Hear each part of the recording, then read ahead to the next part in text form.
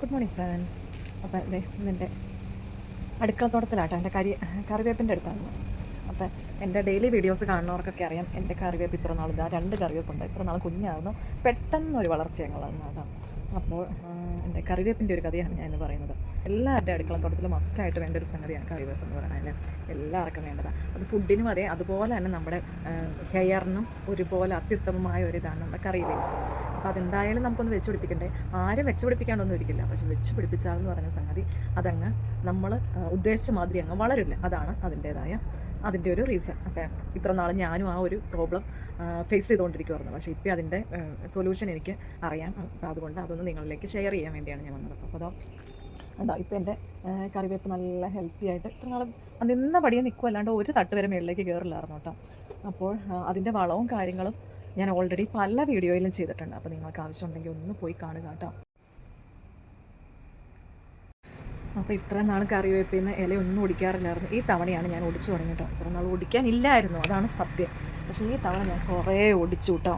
ഒത്തിരി ഒടിച്ചു. കണ്ടോ, എന്താ ഒടിച്ച പോർഷൻസാണ് ഇതാണ്. ഇതെല്ലാം പൊടിച്ച് വന്നിട്ടുണ്ട്.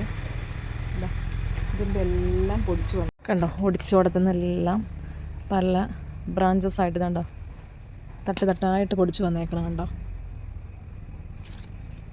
എന്താ ഇവിടുന്ന് അപ്പോൾ ഇവിടെ ഓരോ ലീവ്സിൻ്റെ ഇടയിൽ നിന്നും പുതിയ ന്യൂ ബഡ്സ് ഫോം ചെയ്തിട്ടുണ്ട്. നമ്മൾ കറിവേപ്പിനോട് ഏറ്റവും സ്നേഹം കൂടി ഇങ്ങനെ ഓരോന്ന് നമ്മൾ കറിക്കായിട്ട് ഇങ്ങനെ ഓരോന്ന് അങ്ങ് ഒടിച്ചെടുക്കും. അതൊരിക്കലും ചെയ്യരുത്. അതാണ് ഏറ്റവും വലിയ ദ്രോഹം എന്ന് പറയുന്നത്. നമ്മൾ ഒടിക്കുവാണെങ്കിൽ നമ്മുടെ ഒരു നന്നായിട്ട് മൂത്തത് മാത്രമായിട്ട് ഒടിക്കാമുള്ളൂ. ഇതാണ്ട് ഇതൊക്കെ ഇപ്പോൾ കുഞ്ഞിത് ഫോം ചെയ്ത് വന്നോളൂ. ഇതാണ്ടോ, ഇതിനി മൂത്ത് കഴിയുമ്പോൾ താഴേക്ക് ഇങ്ങനെ 2-3 ഇതൾ നിൽക്കാൻ പാകത്തിന് ഇതിൻ്റെ മേള് വെച്ച് അങ്ങ് ഒടിക്കണം. ഒടിച്ച് കഴിയുമ്പോൾ കണ്ടോ, ഇങ്ങനെ അതിൻ്റെ താഴെയുള്ള ഓരോ ഇലയുടെ ഇടയ്ക്കിൽ നിന്ന് എന്താണ്ടോ ഇങ്ങനെ ന്യൂ ബഡ്സ് ഫോം ചെയ്യും കേട്ടോ. അവിടെ ഇവിടെ നിന്ന് ഫോം ചെയ്തിട്ടുണ്ട്, ഇവിടെ നിന്നൊക്കെ ഫോം ചെയ്യുന്നുണ്ട്. അപ്പോൾ അതാണ് അതിൻ്റെ ഈ കറിവേപ്പ് ഒടിക്കണതിൻ്റെ ശരിയായ രീതി. മറ്റേ രീതിയിൽ ഇങ്ങനെ ഓരോ ഇലയും ഒടിച്ചെടുത്താൽ എന്ത് ചെയ്യുന്നു വെച്ചാൽ അത് ഉണങ്ങി പോവുകയാണ് ചെയ്യുന്നത്. അതാണ് നമ്മുടെ എല്ലാവരുടെയും കറിവേപ്പിന് സംഭവിക്കുന്നത്. ഞാൻ ഇത്ര നാളും അങ്ങനെ എടുക്കുമായിരുന്നു. കാരണം എന്താ വെച്ചാൽ നമ്മളത്രയ്ക്ക് കൊച്ചു പിള്ളേരെ വളർത്തുമ്പോഴാണ് എല്ലാവരും കറിവേപ്പ് വളർത്തണമെന്ന് വെച്ചാൽ.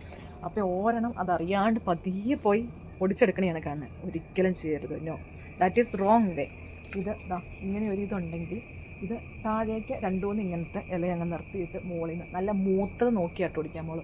പിഞ്ച് പോയി കുരുന്ന് പോയി ഒടിച്ചാൽ അത് പോകുള്ളൂ. മൂത്തത് ഇങ്ങനെ അങ്ങ് ഒടിക്കണം. അപ്പം 2 ആഴ്ച കഴിയുമ്പോഴത്തേക്ക് ആ ഓരോ ഇലയുടെ ഇടയിൽ നിന്നും ഇങ്ങനെ ന്യൂ ബഡ്സ് ഫോം ചെയ്യും. ഇപ്പം ഞാൻ ഇങ്ങനെ ഒരു രീതി ചെയ്തു തുടങ്ങിയപ്പോഴാണ് ഇഷ്ടംമാതിരി ഇലയും കറിവേപ്പിലും ഉണ്ടായി.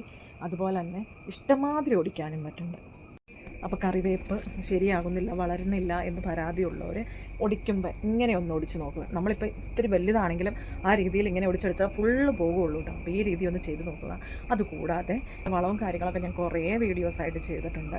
അപ്പോൾ നിങ്ങളൊന്ന് പോയി കണ്ടു നോക്കുക. താല്പര്യം ഉണ്ടെങ്കിൽ കണ്ടു നോക്കുക, ഫോളോ ചെയ്യുക. ഓക്കെ, അപ്പോൾ താങ്ക്